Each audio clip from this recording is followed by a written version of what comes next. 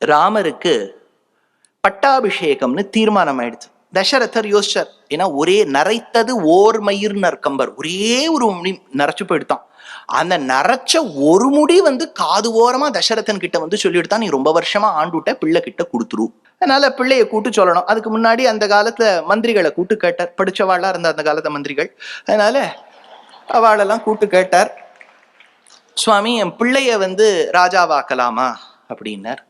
அதுக்கு ஒவ்வொருத்தரும் ஒரு ஒரு காரணம் சொன்னா. ராமருக்கு இந்த குணம் இருக்கு, அந்த குணம் இருக்கு, ரொம்ப நன்னா பேசுவான், பழகுவான், பூர்வபாஷி, மிதபாஷி, ஹிதபாஷி, நல்லதையே பேசுவான். எதுவுமே வியூச்சிண்டு முன்னாடியே அதுக்கு செயல்படுத்தணும். அந்த மாதிரி ராமர் பூர்வபாஷி, மதுரபாஷி, மிதபாஷி, ஹிதபாஷி எல்லாம் அவர் தான். இந்த மாதிரி ஒன்னொன்னா சொல்லின்னு வரார். அப்ப வசிஷ்டர் இதை கேட்டுட்டு என்ன சொல்றார்? ஆஹா, இவ்வளவு நன்னா சாமர்த்தியம் இருக்கே தசரதா, நீ என்னங்கிற? ஊர் மக்கள்லாம் சொன்னா, என்று நீ ராமனை யுவராஜா என்று தீர்மானப்படுத்துவாய், எப்போது அவன் சுதஞ்சயன் என்கின்ற யானை மீது பவரி கொடைச்சூழ வருவான் என்று காத்து கொண்டிருந்தோம். அதுக்கு தசரதர், அவ்வளவு மோசமாவா நான் இருந்தேன்? இல்ல இல்ல, ராமன் வருவார்னு காத்து கொண்டிருந்தோம். அதான் ஒண்ணு வசிஷ்டரை கூட்டு சொல்ற, நீங்க ஏதாவது இவருக்கு அட்வைஸ் பண்ணுங்க. ஏன்னா ஆச்சாரியன், புரோஹிதர் எல்லாமே அவர் தான். அப்பதான் அவர் சொல்றார், ராமரும் சீதையும் இன்று இரவு முழுக்க சென்று குலதெய்வ வழிபாடு செய்ய வேண்டும். அப்போ ராமரும் சீதையும் கையை பிடித்து கொண்டு ஆலயம் சென்று குலதெய்வ வழிபாடு செய்தார்கள்னு ராமாயணத்துல அயோத்தியா காண்டத்துல இருக்கு. சீதை ராமரோட ஆராதனத்துக்கு போயிட்டு இருக்காளாம். ராமர் அமர்ந்தபடியே பஞ்சபாத்திரங்கள் எல்லாம் வச்சுட்டு பெருமாளுக்கு ஆராதனம் பண்ணிட்டு இருக்கார். சயன கோலத்துல பெருமாள் இருக்கார். அவருக்கு ஜெகநாதன்னு பேரு. அவருக்கு வெகு நாட்கள் கழித்து ராமர் ஆராதனம் பண்ணிட்டு இருக்கார். ரொம்ப ஒரு டச் விட்டு போயிடுத்துன்னு வச்சுங்கோ. அப்ப ஆராதனத்துல ஒரு ப்ராப்ளம் வரும்.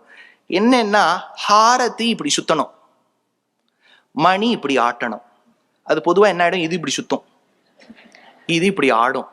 அதனால சீதை பார்த்துட்டு இருக்கா, நம்ம ஆத்துக்காரருக்கு தான் டச்சு விட்டு போயிடுத்தே இல்லையா, இவர் என்னமாதான் ஆராதனம் பண்றாருன்னு பார்த்தாலாம்.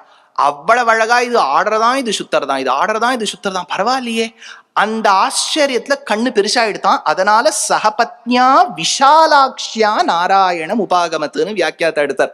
ரெண்டாவது அர்த்தம் சொன்னார், இவள் பார்ப்பது ராமனை, ராமன் வழிபடுவது ஜெகநாதனை, இவனேதான் அவன், இவன் அழகனா அவன் அழகனான்னு பார்த்தாளாம். ராமரை பார்த்த போது தோள் கண்டார் தோளே கண்டார் இவனுடைய வடிவழகில் ஈடுபட்டு இருந்தாள். ரங்கநாதரை பார்த்தோன்னு, ஜெகநாதரை பார்த்தோன்னு, ஓஹோ, இவரை விட அவர் நன்னா இருக்காரே அப்படின்னு ஆச்சரியத்துல கண்ணு பெருத்து போயிட்டான். சகபத்னியாம் விஷாலாக்ஷ்யாம் நாராயணம் உபாகமது. அப்பேற்பட்ட குலதெய்வ வழிபாடு செய்தார்கள்.